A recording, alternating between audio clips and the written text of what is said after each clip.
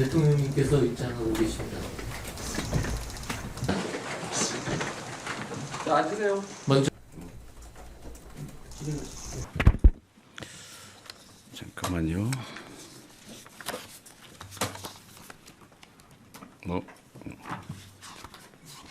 지금 27회인가요? 26회입니다. 회의 자료를 아까 하나 놓고 모이네. 자, 일단은 이제 26회 국무회의를 시작하겠습니다. 저기 우리 수행팀 제 회의 자료 마저 갖다 주. 네. 네, 모두 말씀 네. 해주시겠습니다. 우리 국무위원 여러분들 다들 제가 없는 동안에 고생 많이 하셨을 것 같아요. 복잡한 상황에서도 업무를 잘 챙겨주셔서 감사드립니다. 우선은 제가 일반적인 말씀을 하나 좀 드리고 싶습니다. 우리가 행정을 하다 보면 대개 공급자 중심의 이제 행정 공급자 우리 중심의 사고를 하는 경향들이 많이 있죠. 근데 그 뭐 악의가 있는 건 아니고 오랫동안 일을 하다 보면 아주 자연스럽게 그렇게 되는 것 같아요. 똑같은 정책을 결정하더라도 이제 정책 수요자들의 입장을 한번 물어보고 또 그들이 원하는 내용을 들어보고 그렇게 해서 결정한 거하고 그냥 우리가 일방적으로 정해서 통보하는 거하고 내용은 똑같은데 수용성에 있어서 완전히 다른 것 같습니다.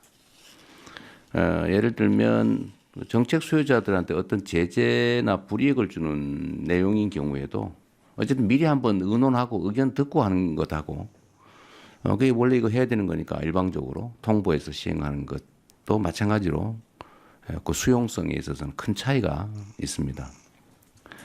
그러니까 요즘은 어떤 결과도 중요하지만 그 결과에 이른 과정들을 매우 중시하는 그런 사회 문화 때문이기도 할 겁니다.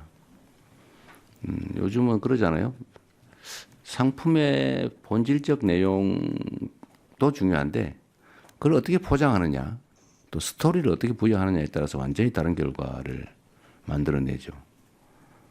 우리가 가난했던 시절에는 밥 많이 주면 좋았는데 이제는 어떤 정도의 여유가 갖춰지니까 어떤 방식으로 주느냐, 어떻게 처리해서 주느냐, 어떻게 포장해서 주느냐, 어떤 과정을 거쳐서 그 일을 하느냐 이게 더 중요해진 측면이 있죠. 그게 어쩌면 민주주의에 대한 수요일 수도 있습니다. 내 의견이 존중받았느냐, 아니면 무시당했느냐 이 결과보다 더 중요한 시대가 된 거죠.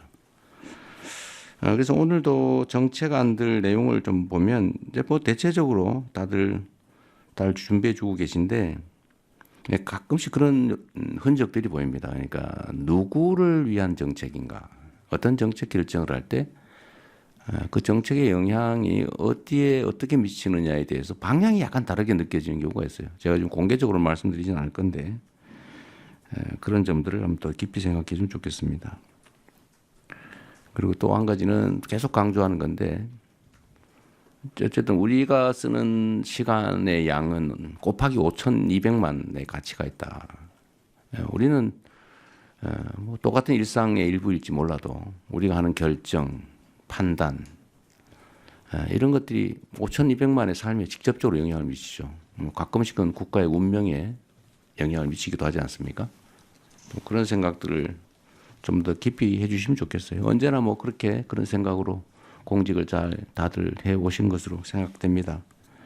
지금도 그러실 거라고 보지만 조금만 더 노력해 주시면 좋겠다는 생각이 들어요.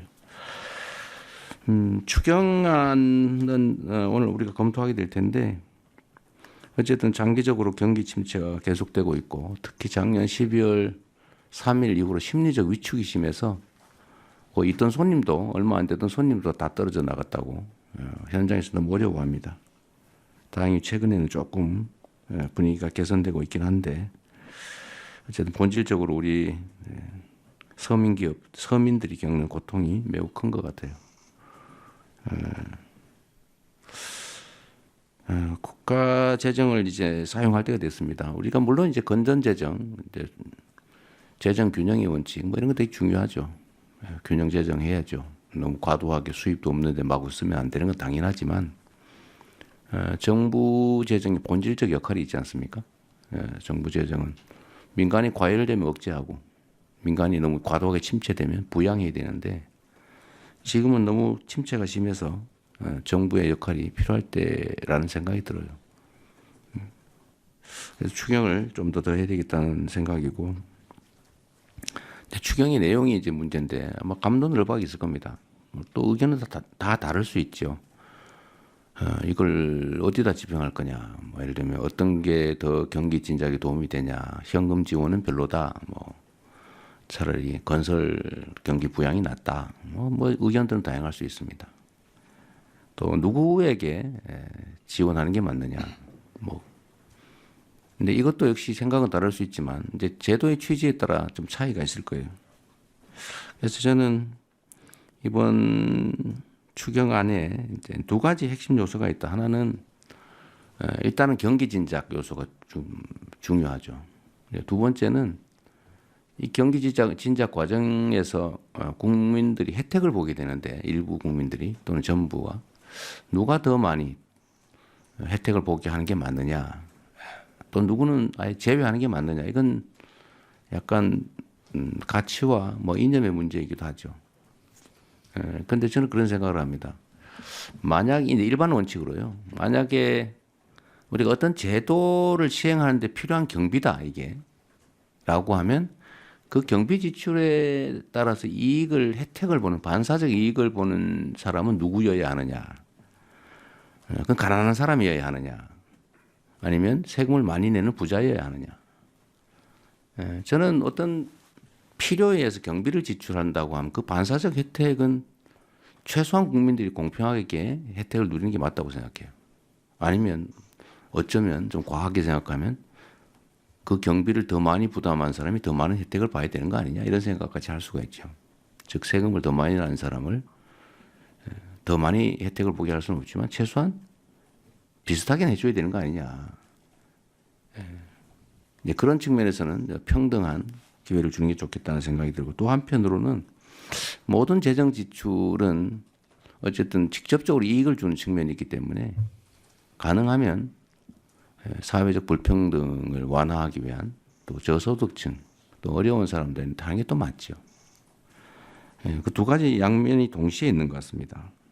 그래서 이번에는 그 두 가지를 적절히 배합을 해서 일부는 소득 지원 측면에서는 저소득층 또는 소비 승수가 높은 저소득층에게, 또는 그 외에 경기 진작 목표의 측면에서는 공평하게, 또 그 한편으로는 소비 승수를 좀 더 고려하는 그런 쪽으로 하면 좋겠다는 생각을 했는데 기재부나 관련 부처에서 이런 점들을 잘 고려해 주신 것 같습니다. 이따가 한번 구체적으로 보기로 하고요. 또 한 가지는 좀 이런 거를 좀 관련 부처에서 신경을 써 주시면 좋을 것 같아요. 이게 연간 민원 양이 제가 알기로는 한 천수백만 건 되는 것 같습니다. 근데 계속 늘어나겠죠. 근데 이 천수백만 건의 민원의 내용을 좀 들여다보면 중복 민원인 경우, 했던 것 여기도 하고 저기도 하고 막 이렇게 하고 있는 거죠. 또 반복 민원인 경우, 민원 내서 처리 결과를 받았는데 불만해서 또 내는 경우. 근데 이게 막 쌓여서 너무 많아졌어요. 근데 정부의 업무 처리 양도 늘어나고 또 국민들의 불만도 크고. 근데 이걸 민원은 해소를 해야 되는데 들어주든지 아니면 안 되는 걸 명확하게 알려서 포기하게 하든지 해야 되는데 계속 미련을 가지고 계속 반복하거나 또는 중복되게 막 중앙정부에 냈다, 지방정부에 냈다, 검찰에 냈다가 막 행안부에 냈다가 국민권익위에 냈다가 막 아니면 방통위에 냈다가 막 도대체 막 시장 군수한테 냈다가 막 그러잖아요. 이게 사회적으로 낭비가 너무 많습니다. 또 하나는 우리 국정이나 행정이라고 하는 게 우리 국민들로부터 권한을 위임받고 또 국민들이 내는 세금으로 국민들에게 필요한 일을 하는 것인데 본질적으로. 그런데 이 민원이라고 하는 걸 우리가 대할 때 막 귀찮은 일 또는 뭐 없으면 좋을 일 이렇게 생각하는 경향이 없지 않죠. 그래서 경시합니다. 또는 피하죠. 근데 저는 그러지 말아야 된다고 생각해요. 이 나라의 주인이 국민이라고 하는 게 헌법의 대원칙이고 또 국민이 원하는 것이 부당하지 않다면 다 들어줘야죠. 그게 부당하다면 부당함을 알려서 설득해야죠. 근데 엄청난 에너지가 이제 민원에 소모되는 것 같아요. 그래서 이 문제들을 좀 신속하게, 사실 똑같은 민원을 처리해도 신속하게 하느냐 지연되느냐에 또 큰 차이가 있는 것 같습니다. 또 한 가지는 민원에 반응을 하느냐 무시를 하느냐, 이것도 큰 차이를 빚는 것 같습니다. 그러면은 우리가 좀 어떤 민원에 대해서 신속하게 반응하고 또 반응을 해주고 또 가능하다면 신속하게 반응해주고 또 설득도 충분히 하고 이랬으면 좋겠어요. 그래서 민원의 총량을 좀 줄였으면 싶습니다. 제가 뭐 제 자랑하는 것 같아서 좀 그렇긴 합니다만 제가 성남시장 첫 취임하던 첫 해에 무작위로 동네 동순실을 하면서 모았던 민원들이 있어요. 첫 해는 한 분량이 한 이 정도 아니만큼 됐습니다. 제가 종이를 하나씩 나눠주고 다 쓰라고 했죠. 근데 제가 퇴임하던 해에는 요만큼 줄었어요. 그냥 다 이제 해소된 거죠.